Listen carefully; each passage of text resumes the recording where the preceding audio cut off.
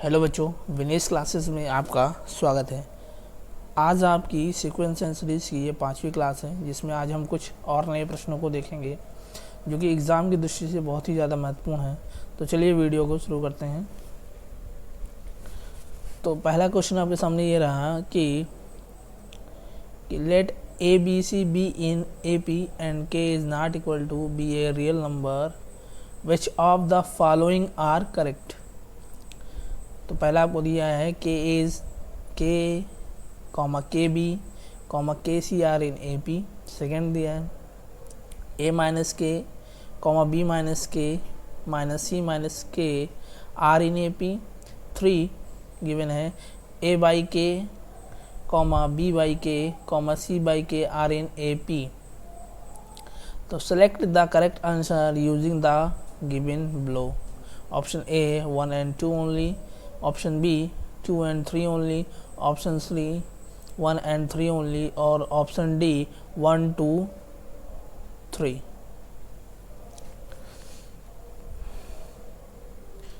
तो सॉल्यूशन देखिएगा, मैंने आपको बताया है कि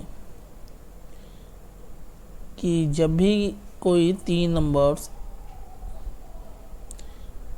A comma B comma C क्या हो इन ए पी, अगर कोई भी 3 नंबर ए पी में दिए हुए हों और उन सभी में किसी एक नंबर से क्या कर दिया जाए, अगर मल्टीप्लाई कर दिया जाए या उस नंबर को इन 3 नंबर्स में से क्या कर दिया जाए, घटा दिया जाए, या उस नंबर से इन तीनों नंबर में क्या कर दिया जाए, भाग कर दिया जाए, तब भी इनसे जो श्रेणी बनती है वो क्या होती है, वो सभी की सभी श्रेणियाँ क्या होती हैं, ए पी में होती हैं, यानी कि इनके मान पर कोई फ़र्क नहीं पड़ता है। तो यहाँ से ऑप्शन क्या हो जाएगा, डी, ऑप्शन डी, यानी कि 1 2 and 3 तीनों ही क्या हैं, सही हैं। नेक्स्ट क्वेश्चन क्या है, नेक्स्ट क्वेश्चन कह रहा है कि 3 और 101 के बीच 6 AM है, तो A5 ज्ञात कीजिए। क्या ज्ञात करना है, A5 ज्ञात करना है। तो आओ बच्चों इसका सोल्यूशन देखते हैं। अब इसका सोल्यूशन क्या होगा बच्चों, क्या दिया है कि कोई 2 नंबर्स हैं 3 और क्या 101, इनके बीच हमें क्या 6 क्या दिए हैं, अर्थमेटिक मीन दिए हुए हैं। कौन कौन से, A1 A2 A3 ऐसे A4 A5 A6, और हमसे क्या पूछा है, हमसे A5 का मान पूछा है। तो हमें पता है कि D बराबर क्या होता है, D बराबर होता है B माइनस ए अपॉन एन प्लस 1, जहाँ n क्या है, n है इन दोनों नंबर्स के बीच उपस्थित अर्थमेटिक मीन।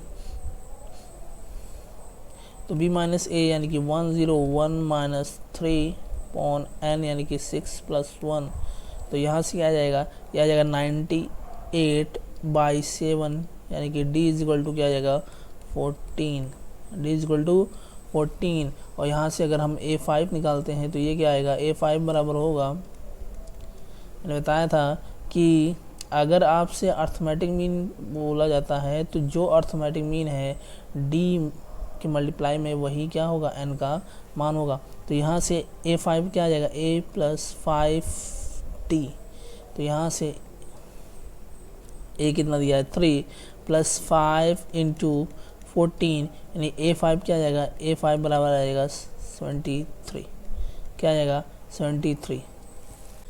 क्वेश्चन नंबर 3 क्या कह रहा है कि late m and n where m is less than n be the roots of x square minus 16x plus 39 is equal to 0 if 4 terms PQRS are inserted between m and n from to n AP।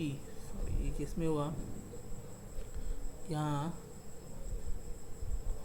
ये N A P, then what is the value of P plus Q plus R plus S. तो ये क्या पूछ रहा है कि कोई समीकरण है x square minus 16x plus 39 जिसके मूल m और n हैं और इनके बीच में कोई चार संख्याएं क्या की जाती हैं, रख दी जाती हैं, जिससे क्या हो जाता है कि ये सभी क्या हो जाते हैं, एक AP बना लेते हैं। तो वही आपसे पूछ रहा है, क्या पूछ रहा है कि P plus Q plus R plus S, यानी कि ये जो चार संख्याएं रखी गई हैं इनका योग क्या होगा।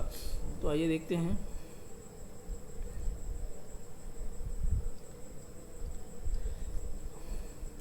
समीकरण हमारे पास क्या दिया है, समीकरण हमारे पास दिया है कि x square minus 16x plus 39 बराबर 0।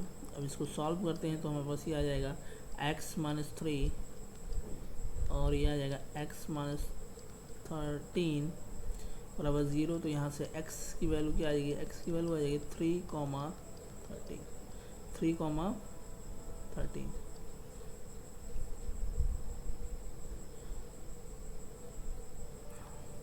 यानी कि इसके जो दो मूल होंगे वो क्या होंगे, वो होंगे 3 और 13। अब इसमें क्या कह रहा है, इसमें कह रहा था कि m जो है यानी कि पहला जो मूल है वो क्या है, दूसरे मूल से छोटा है। यानी कि यहाँ पर हम m बराबर रखेंगे क्या, m बराबर 3 और n की वैल्यू क्या होगी, n की वैल्यू होगी 13। n की वैल्यू क्या होगी 13। अब ध्यान दीजिएगा, अब वो क्या कह रहा था कि इस सवाल में उसने कहा कि इन दो मूलों के बीच में कोई चार संख्याएं इस प्रकार से रखी गई हैं कि ये क्या कर लेती हैं, ये एक AP बना लेती हैं। तो इन सभी से आपको क्या पूछा है, इसने इन चारों संख्याओं का योग पूछा है। क्या पूछा है, योग पूछा है। तो ध्यान दीजिएगा, D बराबर क्या होता है, D बराबर होता है B minus A upon n plus 1। तो B कितना है, B दिया है 13, A माइनस 3 n 4 प्लस 1 यानी 5। तो यहाँ से आ जाएगा 2। D बराबर क्या आ जाएगा 2। D बराबर अगर 2 आ जाएगा तो आपसे पूछा क्या है, P plus Q plus R plus S. तो 3 में 2 ऐड यानी ये 5 हो जाएगा, ये 7 हो जाएगा, ये कितना हो जाएगा, ये 9 हो जाएगा, ये 11। तो आपसे पूछा क्या है, P plus Q plus R plus S, इन सभी को अगर ऐड कर दें तो ये क्या आ जाएगा, ये आ जाएगा 5 प्लस 7 यानी 12, 9, 21 और 11 32। यानी कि इसका आंसर क्या हो जाएगा, ऑप्शन सी 32। Option C 32।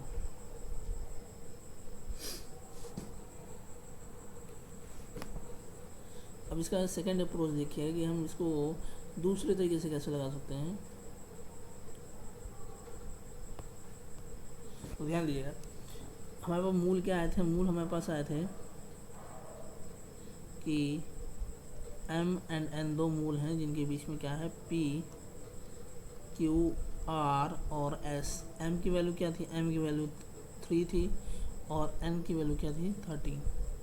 इनके बीच में ये चार संख्याएं क्या है, स्थित हैं और ये क्या कर रही हैं, ये मिलकर AP बना रही हैं। क्या कर रहे हैं, AP बना रहे हैं। तो मैंने आपको बताया था कि अगर कोई श्रेणी AP में है तो समान दूरी पर स्थित जो इनकी मान होते हैं वो आपस में क्या होते हैं, उनके योग जो होते हैं आपस में वो क्या होते हैं, बराबर होते हैं। जैसे जैसे ये समान दूरी पर है तो इनका योग कितना होगा 16। ऐसे ही ये समान दूरी पर है तो इनका योग क्या होगा 16। ऐसे ही ये समान दूरी पर है तो इनका क्या होगा 16। और आपसे पूछा क्या है, P plus Q plus R plus S का योग पूछा है। तो ये क्या आ जाएगा, ये आ जाएगा 32। कितना आ जाएगा 16 प्लस 16 यानी कि 32। क्वेश्चन नंबर 4 क्या कह रहा है कि NAM are introduced between 3 and 17 such that the ratio of the last mean to the first mean is 3:1, then the value of n, 3 और 17 के बीच n am डाले गए हैं, तो आखिरी am और आखिरी am का पहले am से अनुपात 3:1 है, तो n का मान ज्ञात कीजिए। क्या करना है हमें, n का मान ज्ञात करना है, और हमें दिया क्या है, हमें दिया है कि 3 और 7 2 नंबर्स हैं, इनके बीच में कितने n अर्थमेटिक मीन इंसर्ट किए गए हैं, कितने n डॉट an। अब ये क्या कह रहा है, ये कह रहा है कि जो ये लास्ट वाला अर्थमेटिक मीन है यानी कि an और जो फर्स्ट अर्थमेटिक मीन है, इनका रेशियो क्या होगा, इनका रेशियो जो होगा वो 3:1 दिया है। अब ध्यान दीजिएगा, अगर मैं इस श्रेणी की बात करूं तो इसमें जो कितने अर्थमेटिक मीन है, n अर्थमेटिक मीन है, लेकिन अगर आपसे कहा जाए कि टर्म्स कितने हैं, तो टर्म्स आपके पास हैं, टर्म्स यानी कि पद कितने हैं, वो हैं n+2, n अर्थमेटिक मीन और ये a, b। अब ध्यान दीजिएगा, अगर आपसे कोई ये पूछे कि आपका पहला पद क्या है, तो वो ये होगा, दूसरा पद अगर आपसे पूछता है तो वो a1 होगा, तीसरा पद तो वो a2 होगा, चौथा पद a3। लेकिन अगर आपसे तीसरा अर्थमेटिक मीन पूछता है तो वो क्या होगा, a3 होगा, दूसरा अर्थमेटिक मीन पूछता है तो a2 होगा, और पहला अर्थमेटिक मीन पूछता है तो a1 होगा। लेकिन अगर आपसे फोर्थ टर्म पूछता है तो वो a3 होगा। क्या होगा, फोर्थ टर्म पूछता है, अगर टर्म में फोर्थ पूछता है तो वो a3 होगा, और अगर अर्थमेटिक मीन यानी कि थर्ड अर्थमेटिक मीन पूछता है तो वो a3 होगा। ऐसे ही अगर आपसे टर्म पूछता है an का टर्म कौन सा है, तो ये n+1 होगा, और अगर आपसे अर्थमेटिक मीन पूछता है तो ये क्या होगा, nवा अर्थमेटिक मीन होगा। तो यहाँ से an क्या आ जाएगा, an आ जाएगा a प्लस टर्म कौन सा है, ये n+1 है, तो ये क्या बन जाएगा, and plus upon a plus d। इसको सॉल्व करते हैं तो ये 3/1 बराबर a कितना दिया है, 3 plus n d, 3 plus d। अच्छा, हम यहाँ से अगर d की वैल्यू निकालते तो d हमें पता है कि d बराबर होता है b minus a upon n+1। तो यहाँ से d की वैल्यू जो आ जाएगी वो आ जाएगी 17 - 3 यानी कि 14/n+1, 14/n+1 यानी कि d की जो वैल्यू आ जाएगी वो कितनी आएगी, d की जो वैल्यू आ जाएगी वो आ जाएगी 14/n+1, 14/n+1। अब इसको सॉल्व करते हैं और दिया जाएगा 9 + 3d बराबर 3 + nd। इसको इस साइड में ले आएंगे तो ये हो जाएगा 6 बराबर d कॉमन ले लेते हैं तो n-3 6 बराबर d की वैल्यू रखते हैं तो ये 14/n+1 ये आ जाएगा n-3। इसको सॉल्व करेंगे तो ये 6n + 6 बराबर ये आएगा 14n - 42। अब इसको सॉल्व करते हैं, इस वैल्यू को इस साइड में ले आते हैं और इसको इस साइड में, तो यह आ जाएगा, ध्यान दीजिए ये क्या आ जाएगा, ये आ जाएगा 8n बराबर 48, और n की वैल्यू क्या आ जाएगी, n की वैल्यू आ जाएगी 6, n की वैल्यू क्या आ जाएगी 6, यानी कितने अर्थमेटिक मीन है, 6 अर्थमेटिक मीन है। कितने अर्थमेटिक मीन है, 6 अर्थमेटिक मीन है। तो यहाँ से हम क्या ज्ञात कर सकते हैं, d अब हम ज्ञात कर सकते हैं। अब इसकी सेकेंड अप्रोच देखिए कि इसको हम दूसरे तरीके से कैसे लगा सकते हैं। तो ध्यान दीजिएगा, कौन से दो नंबर्स दिए हैं हमें नंबर दिए हैं 3 और 17। अब इनके बीच हमारे पास कितने अर्थमेटिक मीन है, तो n अर्थमेटिक मीन है। कितने अर्थमेटिक मीन है, n अर्थमेटिक मीन है। तो मैंने आपको बताया है कि जो d होता है वो d की वैल्यू क्या होती है, वो होती है b माइनस ए अपॉन एन प्लस वन। तो यहाँ से d की जो वैल्यू आ जाएगी वो आ जाएगी 14 upon N plus one, 14 upon N plus one. तो ध्यान दीजिएगा AP में जो होता है वो रेशियो का रेशियो नहीं बनता है, यानी कि हमें ऐसी वैल्यू चाहिए जिससे कि इसका रेशियो ना बने, क्या है, रेशियो के रूप में ना आए। तो हमें क्या करना पड़ेगा, ये यानी कि ये पूर्ण रूप से क्या हो जाए, डिवाइड हो जाए। तो हमें n की ऐसी वैल्यू चाहिए जिससे ये क्या हो, पूर्ण रूप से डिवाइड हो जाए। तो ऑप्शन ए हम देखते हैं, ऑप्शन ए यानी कि हम क्या करते हैं, अगर हम n बराबर 6 रखते हैं तो ये क्या आ जाएगा, 6 + 1 यानी कि 7, 7 से ये 14 कैंसिल हो जाएगा, यानी कि कितना आ जाएगा 2, यानी d बराबर 2 आ जाएगा। यानी कि ये क्या हो जाएगा, पूर्ण रूप से डिवाइड हो जाएगा। तो इसका आंसर क्या होगा, ऑप्शन ए यानी कि 6। अगर आपसे AP में कोई 3 नंबर लेने के लिए कहा जाए तो आप AP में 3 नंबर लेंगे, वो कौन से होंगे, तो 3 नंबर्स इन AP वो होंगे a minus D, a plus D.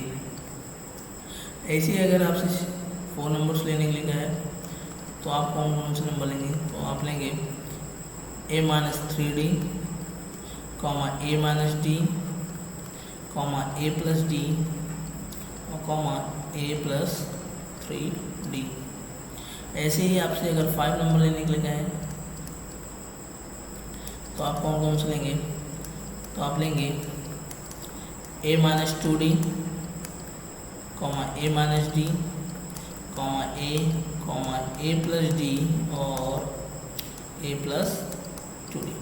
तो ध्यान दीजिएगा, अगर आपसे AP में 3 नंबर लेने के लिए कहा जाता है तो आप 3 नंबर कौन से लेंगे, वो लेंगे a minus D, a plus D. अगर आपसे 4 नंबर लेने के लिए कहा जाता है तो आप लेंगे a minus 3d, a minus D, a plus D, a plus 3d। ऐसे अगर आपसे 5 नंबर्स लेने के लिए कहा जाता है AP में तो आप लेंगे a minus 2d, a minus D, a plus D, a plus 2d। अगर आपके पास कोई 2 AP है जिसका पहला, यदि आपके पास कोई 2 AP है जिनके सम इस प्रकार से हैं, पहले AP का सम क्या है, पहले AP का सम मान लेते हैं SN बराबर n/2 2a plus n minus 1 into D. ऐसे ही अगर हम दूसरी AP लेते हैं यानी अदर AP लेते हैं, उसका सम हम क्या ले लेते हैं S n बराबर, तो ये क्या आ जाएगा n/2 2 capital A plus n minus 1 into capital D. अब हम क्या करेंगे, अगर हम इनको आपस में डिवाइड करते हैं यानी कि Sn डिवाइडेड बाई S-n, तो ये क्या आएगा, ये आएगा 2a plus n minus 1 into small D upon 2 capital A plus n minus 1 into capital D. अब हमें क्या करना है, अगर हम क्या करते हैं इन दोनों में से ही अगर हम 2 कॉमन ले लें तो ये क्या आ जाएगा a/2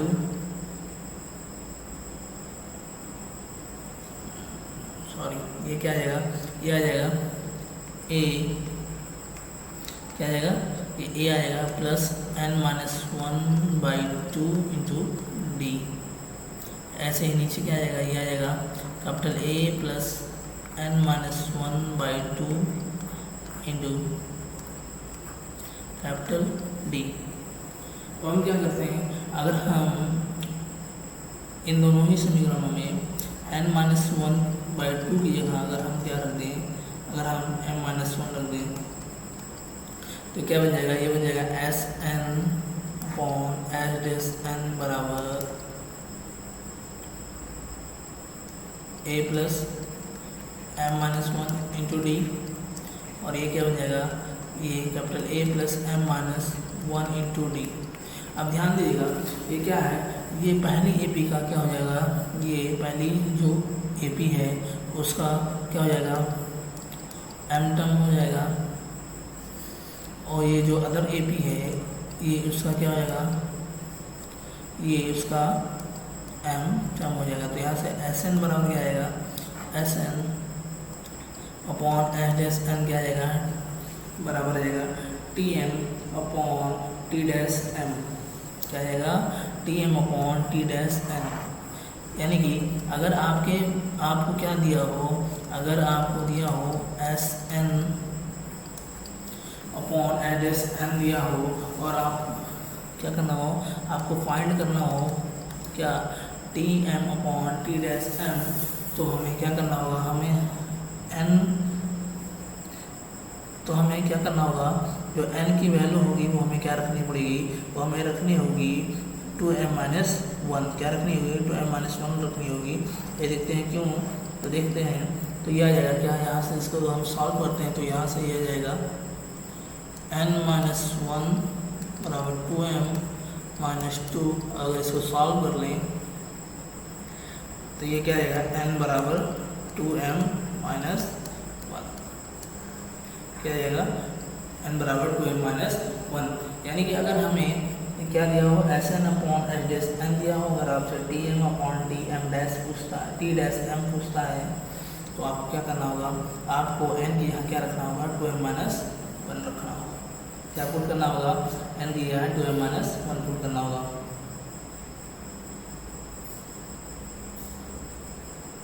यदि आपके पास दो ए पी का क्या हो nth टर्म्स गिवन हो, यानी कि a1n और a2n बराबर क्या दिया हो, fn अपॉन gn क्या हो, ये दिया हो आपको, और आपको फाइंड करने के लिए क्या कहे, इन दोनों ए पी के सम का रेशियो फाइंड करने के लिए अगर आपसे कहे तो इसका जो रेशियो होगा वो इस फंक्शन में n की जगह n+1/2 पुट करने पर मिलेगा। क्या पुट करने पर मिलेगा, n की जगह n+1/2 पुट करने पर हमें मिलेगा। तो ध्यान दीजिएगा, अगर आपके पास किन्हीं दो ए पीओ के n पदों का रेशियो दिया हो कि a1n अपॉन a2n बराबर fn अपॉन gn क्या हो, गिवन हो, और आपसे फाइंड करने के लिए कहा जाए s1 रेशियो अपॉन h2n, तो ये हमें कैसे मिलेगा, ये हमें इस फंक्शन में n की यहाँ n+1/2 पुट करने पर मिलेगा। तो चलिए आगे बढ़ते हैं। अब आपके पास क्वेश्चन नंबर 5 दिया है कि the ratio of sum of two difference A P for n terms 2n+3 ratio 3n-4, find ratio of their third term. यानी कि क्या कह रहा है कि दो ए पी के सम यानी कि योग का जो अनुपात है वो दिया है 2n+3 रेशियो 3n-4 है, तो इनके तीसरे पद का अनुपात ज्ञात करना है। क्या करना है, तीसरे पद का हमें अनुपात ज्ञात करना है। तो इसका सोल्यूशन देखते हैं। क्या हमें क्या दिया है, हमें दिया है S N upon H dash N बराबर 2n+3 अपॉन 3n-4, ये हमें गिवन है। और मैं फाइंड क्या करना है, हमें इसका तीसरे पदों का हमें क्या करना है, अनुपात ज्ञात करना है। तो ध्यान दीजिएगा, हमें क्या फाइंड करना है, हमें फाइंड करना है a3 अपॉन a-3, ये हमें ज्ञात करना है। तो ये कैसे आएगा, हमें क्या करना होगा, इस वैल्यू में हमें क्या करना होगा, यहाँ पर हमें n बराबर क्या रखना होगा 2m-1। तो 2m-1 रखते हैं, m कितना दिया है, m 3 दिया है, तो n बराबर क्या आएगा 2 × 3 -1, यानी कि n बराबर हमारे पास आ जाएगा 5। अगर हम यहाँ पर क्या करें, इसमें n की यहाँ 5 पुट करते हैं तो हमें a3 अपॉन a-3 का रेशियो मिल जाएगा। तो ये क्या आ जाएगा 2 × 5 + 3 अपॉन 3 × 5 - 4, तो ये क्या आ जाएगा, ये आ जाएगा 13/11, यानी कि a3 अपॉन a-3 का जो रेशियो होगा वो 13 अपॉन क्या होगा 11, 13/11 11। क्वेश्चन नंबर 6 देखिए, क्वेश्चन नंबर 6 क्या कह रहा है कि आपको क्या दिया है, the ratio of nth terms of two difference AP, दो अलग अलग APयों का क्या दिया है, n टर्म्स का रेशियो दिया है, जो कि क्या है 4n+3 रेशियो टू n-1। और आपसे क्या पूछ रहा है, आपसे इस AP के 11 पदों का जो 11th पद है उनका क्या पूछ रहा है, सम पूछ रहा है। क्या पूछ रहा है, सम पूछ रहा है। तो सोल्यूशन देखिए, हमारे पास क्या दिया है, हमारे पास दिया है A1n और A2n बराबर हमारे पास दिया है 4n+3 रेशियो टू n-1। हमें फाइंड क्या करना है, हमें फाइंड करना है Sn1 और S2n का रेशियो हमें फाइंड करना है। तो ध्यान दीजिएगा, अगर ये आपके पास गिवन हो और आपको ये फाइंड करना हो तो ध्यान दीजिएगा, ऐसे में हम क्या करते हैं, हम यहाँ पर n के यहाँ क्या कर देंगे, n बराबर हम पुट कर देंगे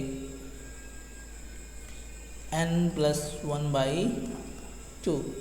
क्या कर देंगे, n+1/2 पुट कर देंगे। तो n बराबर क्या जाएगा, n हमें क्या दिया है 11, तो 11+1 यानी कि 12/2 यानी कि ये क्या आ जाएगा, n बराबर क्या आ जाएगा 6, n बराबर क्या आ जाएगा 6 आ जाएगा। अब हम क्या करेंगे, यहाँ पर n बराबर का हम 6 रख देते हैं तो हमें S1n रेशियो S2n मिल जाएगा। तो हम क्या करेंगे, यहाँ पर हम अगर हम 6 रखते हैं तो ये आ जाएगा 4 × 6 + 3/2 × 6 - 1, तो ये जाएगा 27/11। क्या आ जाएगा, S1n रेशियो S2n बराबर क्या आ जाएगा 27/11। नंबर 7 क्या कह रहा है कि कोई ट्रायंगल ABC है और जिसके क्या है कोण AP में है और जिनका छोटा एंगल क्या है 30 डिग्री का है। तो आपसे बड़ा एंगल पूछ रहा है, क्या पूछ रहा है, ग्रेटेस्ट एंगल पूछ रहा है। तो इसका सोल्यूशन देखते हैं। सोल्यूशन क्या है, कोई क्या है, कोई ट्रायंगल है और ट्रायंगल है तो इसके क्या एंगल होंगे, कितने एंगल होंगे, 3 एंगल होंगे जो कि AP में है। तो हम मान लेते हैं इसके जो 3 एंगल हैं वो ये हैं, क्या कौन से हैं, A - D, A और A+D। अब इसमें इसने क्या कहा है कि ये छोटा एंगल है वो कितना है, वो 30 डिग्री है। कितना है, 30 डिग्री है। छोटा एंगल जो कितना दिया है 30 डिग्री दिया है। अगर हम इनका सम करते हैं तो सम क्या आ जाएगा, सम आ जाएगा A - D + A+D। और जो ट्रायंगल होता है उनके एंगल का सम कितना होता है, वो होता है 180 डिग्री। तो ये जाएगा 3A। तो A बराबर क्या आएगा 60 डिग्री। अगर A 60 डिग्री है तो ये, और ये कितना दिया है 30 डिग्री, तो D कितनी आ जाएगा, D आ जाएगा 30 डिग्री। तो ये कितना हो जाएगा 60 + 30 डिग्री यानी कि 90 डिग्री। कितना आ जाएगा 90 डिग्री। तो इसका आंसर क्या होगा 90 डिग्री। अब इसका हम सेकेंड अप्रोच देखते हैं, यानी कि हम इसको दूसरे तरीके से कैसे सॉल्व कर सकते हैं। तो ध्यान दीजिएगा, कोई भी ट्रायंगल दिया हो और उसके एंगल क्या हो AP में हो तो जो उसका उसमें इन तीनों एंगल में जो कोई ना कोई एंगल क्या होगा वो 60 डिग्री का ज़रूर होगा। क्या होगा 60 डिग्री का ज़रूर होता है। तो अगर मैं इसको 60 डिग्री ले लेता हूँ तो जो उसका छोटा एंगल कितना दिया है वो दिया है 30 डिग्री। ये कितना होगा यानी कि 60 - D, और ये कितना होगा बड़ा एंगल कितना होगा 60 + D। 60 + D ये कितना दिया है 30 डिग्री दिया है। ये कितना दिया है 60 - D यानी कि छोटा एंगल कितना दिया है 30 डिग्री के बराबर दिया है। तो यहाँ से D की जो वैल्यू आ जाएगी वो कितनी आ जाएगी, D की वैल्यू जो आ जाएगी वो 30 डिग्री आ जाएगी। कितनी आ जाएगी 30 डिग्री। तो यहाँ से जो ग्रेटेस्ट एंगल हमको मिलेगा वो कितना मिल जाएगा 60 डिग्री + 30 डिग्री यानी कि 90 डिग्री। तो आप इसको इन दोनों ही अप्रोच से कर सकते हैं। अब यहाँ पर क्या होता है, यहाँ से आपका जो समांतर श्रेणी है यानी कि अर्थमेटिक प्रोग्रेशन वो समाप्त होता है। अब हम नेक्स्ट क्लास में हम क्या पढ़ेंगे, हम जीपी की शुरुआत करेंगे, किसकी, ज्योमेट्रिक प्रोग्रेशन की शुरुआत करेंगे।